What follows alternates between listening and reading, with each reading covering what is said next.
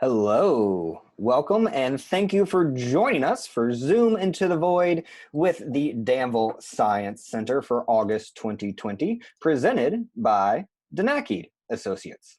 I'm Ben Wright, Immersive Experiences Coordinator at the Danville Science Center. We are about to tour the night sky for the month of August 2020. Today's virtual online interstellar discussion is being simultaneously broadcast through Zoom and to Facebook Live. Those of you joining us via Zoom are invited, as always, to submit any questions you may have during our talk using the chat with host feature to me directly. Those of you joining via Facebook can submit your questions in the comments section below the video, and I will go back at the end and attempt to answer some of those questions. Now we begin, as we always do, within the free-to-use sky viewing software Stellarium. You can download it for yourself at stellarium.org. That's STELLARIUM.org. We are beginning behind, outside of the Danville Science Center, next to the Digital Dome Theater. We are in our backyard. We can see that it's just a couple moments past noon on the 11th of August, 2020. And if we take a few steps back, we can see that we are facing the southern sky.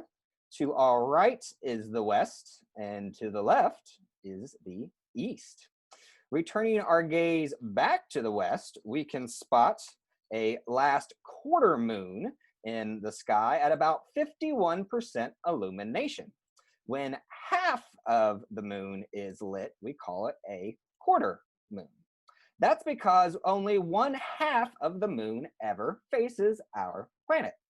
Half of a half is a quarter, thus quarter moon. Last quarter means the moon's light is waning. It will appear completely dark on the 19th of this month, when we next experience a new moon. If we follow the moon beyond the horizon by speeding up time, we will soon see the sun follow right behind it.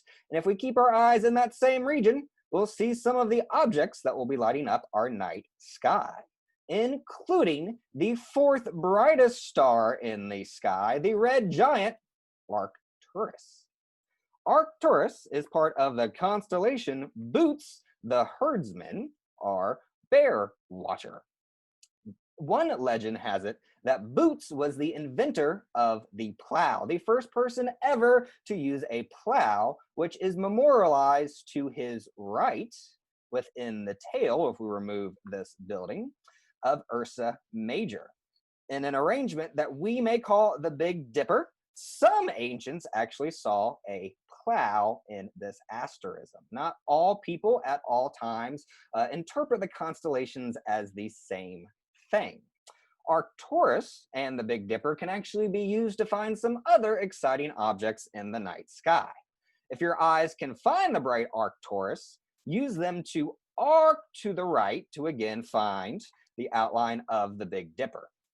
Focusing on the Dipper, if you look at the star at the top of the spoon and use your eyes to draw a line directly upward, we can find the tail of the Little Dipper that is tipped by a particularly important star, perhaps the most important star in the entire night sky, known as Polaris, because all things rotate around Polaris. At least from our perspective, they appear to. Polaris sits directly above the Earth's axis, above the North Pole. That's how it gets its other name as the North Star. From our perspective, all other objects in the night sky throughout the year appear to rotate around Polaris. In Virginia, we are situated at such a location that those constellations that are closest to the North Star can actually be seen at different times throughout the year. Those constellations that never appear to descend past the horizon are known as circumpolar. They circulate around the polar region. One circumpolar constellation represents one of the greatest heroes of the ancient world, mighty Perseus. Perseus was the son of the god Zeus and of the human woman Danae. Perseus was cast into the sea as a baby by his grandfather Acrisius of Argos. Surviving, he was next challenged to procure the head of the Gorgon Medusa in exchange for protecting his mother. One look at the serpent-headed beast would have turned any hero to stone, but Perseus used the aid of the gods to go straight Wolverine on Medusa by decapitating her with an adamantium sickle. His constellation can be seen holding Medusa's head to this day. Returning home, his next adventure ended up with him obtaining a wife. Queen Cassiopeia of Ethiopia claimed to have more beauty than anyone else, so much so that she offended Poseidon, the god of the sea, who flooded Ethiopia and sent the monster Cetus to take it down. King Cephas offered up his daughter Andromeda to protect the land, but Perseus fell in love and used the head of the Gorgon to turn the Kraken into stone, and later got Andromeda. They were wed and procured many different offspring, including the mighty Hercules. Perseus is the grandfather of Hercules.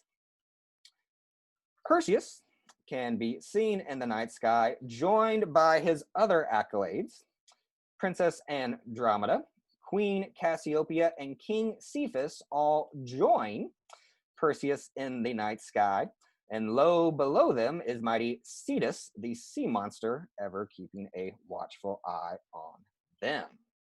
Within the boundaries of Perseus, we can actually find a particularly great event happening in tonight's sky. The Perseid Meteor Showers peak late tonight, early this morning. The Perseids are the most active meteor shower of the entire year. Excuse me. It'll be the last great shower of the summer that we see, and with the next one not arriving until October with the Orinids. NASA calls it the greatest shower of the year, with a possible 100 meteors an hour being visible during its peak. For best viewing, go out about an hour before dawn to a dark location free from light pollution like street lamps and car headlights. Lie on your back, looking up at the early morning sky, and give your eyes time to adjust to the dark. You should donate at least an hour for maximum viewing potential. Peak activity can be spotted slightly below the moon. The Perseids will continue to be visible for about another 10 days following its peak. The Perseus constellation is also a really good place to see some other particularly exciting events. You can find several deep space objects within the boundaries of Perseus. That is items like nebula, star clusters, and other galaxies that exist outside of our solar system. If you are in a dark enough location, you can actually spot the double cluster of stars that lie between Andromeda and Perseus without the use of a telescope or binoculars. You can actually see them with the naked eye. We know that this star cluster is composed of several bright, maybe some 300 blue-white supergiant stars, as it is at least 7,500 light years away. These clusters must be young and hot in order for us to even see them at such a great distance. If you do have a good telescope or are able to view even closer or even deeper out into space, and you look in the this region of Perseus and look really close, you may see one of the most newly named clusters. I'm talking about the Patrick Starfish star cluster. This cluster gets its name as if you were able to draw a line connecting its brightest stars, you may spot an outline of a starfish, perhaps even our friend from Bikini Bottom. We're able to get great images like this of open clusters and other deep space objects due to telescopes that actually orbit out in space. The most famous such telescope is named for the late great American astronomer Edwin Powell Hubble. The Hubble Space Telescope was not the first, but has been one of the largest and most versatile space telescopes ever constructed. Launched in early 1990, the HST celebrated its 30th birthday on April 24th of this year. Hubble is the only space telescope currently in orbit that was designed to be maintained by astronauts while in use. 5 space shuttle missions have serviced the telescope and its instruments since its launch. Hubble still provides amazing glimpses into space, like this image of Saturn that was taken on July 4th of this year.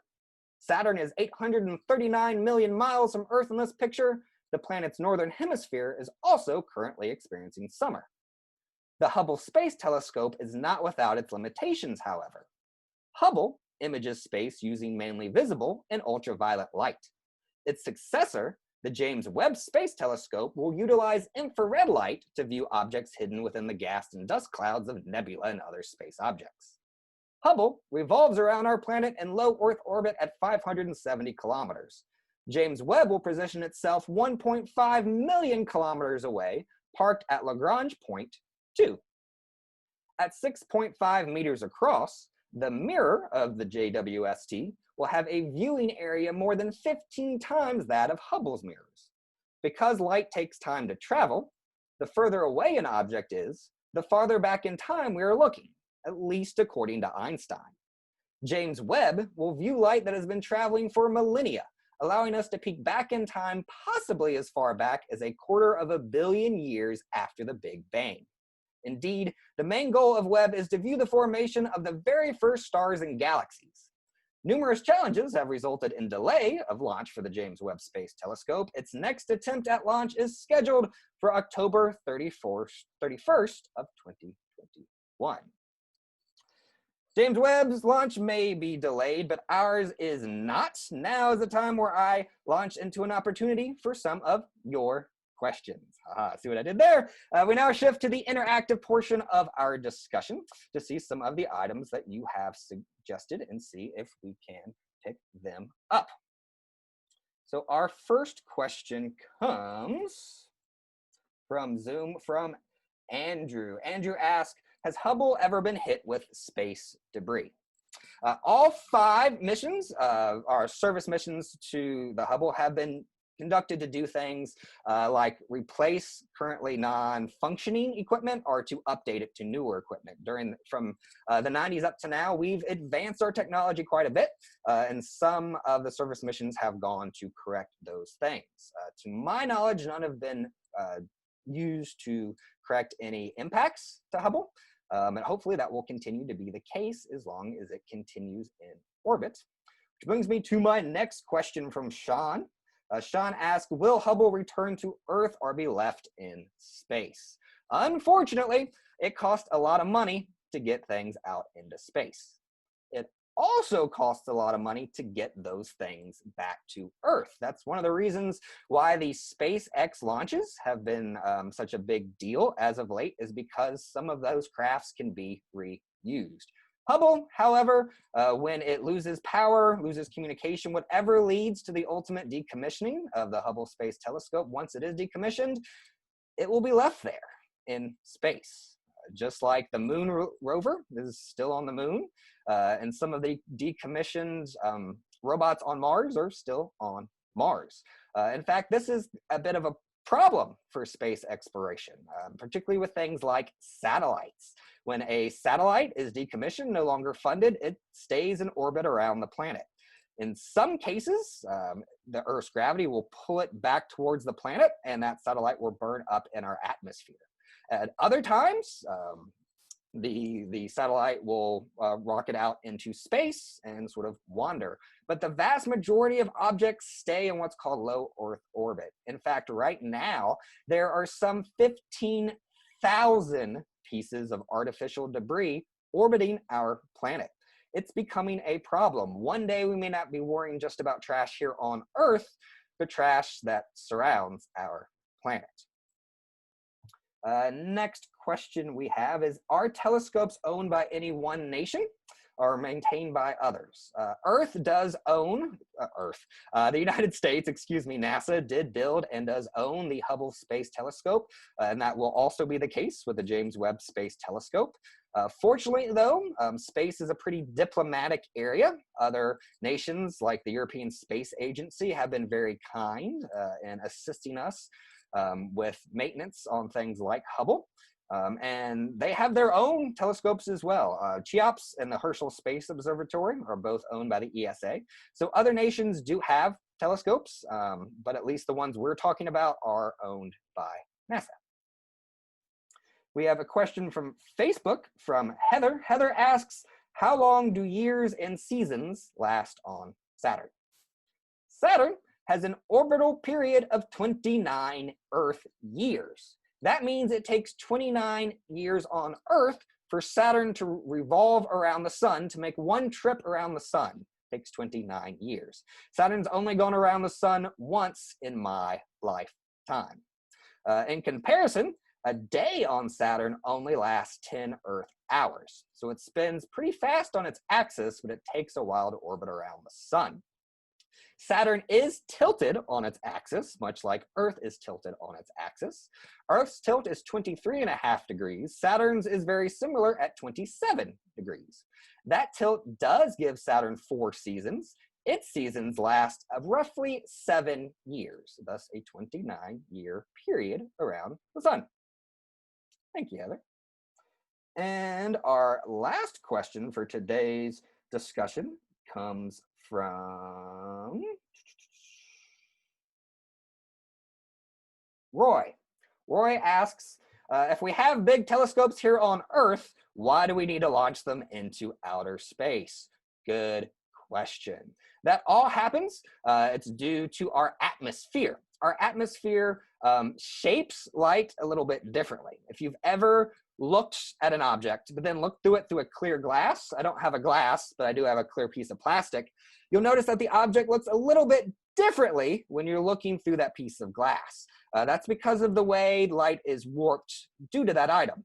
Light is warped in our atmosphere. Even the best telescopes in the world don't give us a perfect image due to the way that light is shaped due to our atmosphere, as well as how it traps in light, and we have experienced light pollution.